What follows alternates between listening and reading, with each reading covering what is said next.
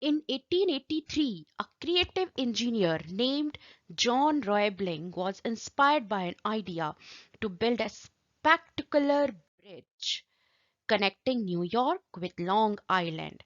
However, the bridge experts throughout the world thought that this was an impossible feat and told Roebling to forget the idea.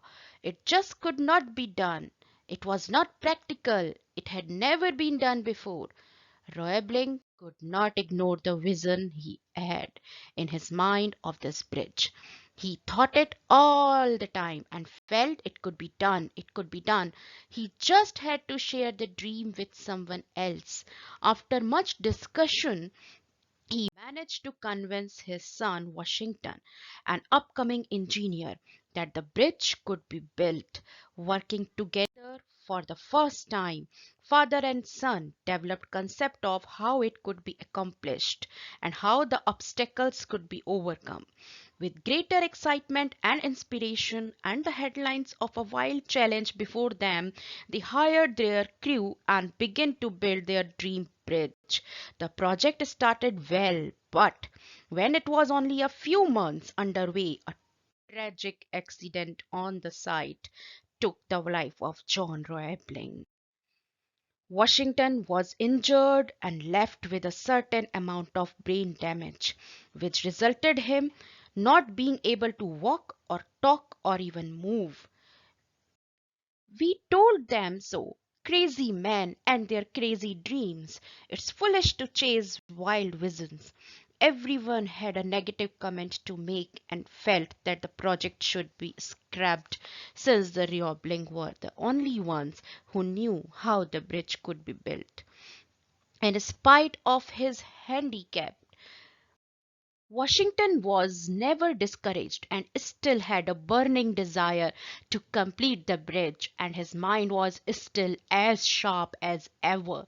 He tried to inspire and pass on his enthusiasm to some of his friends, but they were too daunted by the task. As he lay on his bed in his hospital room with the sunlight streaming through the windows, a gentle breeze blew the flimsy white curtains apart, and he was able to see the sky and the tops of the trees outside for just a moment. It seemed that there was a message for him not to give up. Suddenly, an idea hit him.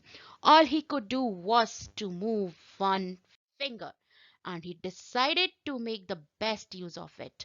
By moving this, he slowly developed a code of communication with his wife.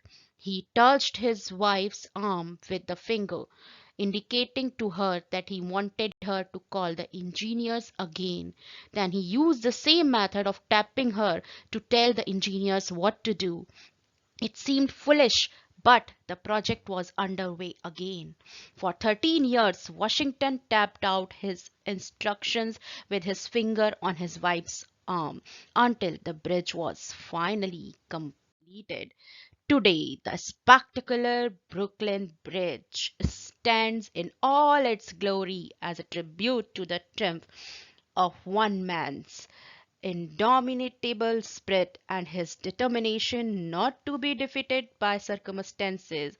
It is also a tribute to the engineers and their teamwork and to their faith in a man who was considered mad by the half of the world.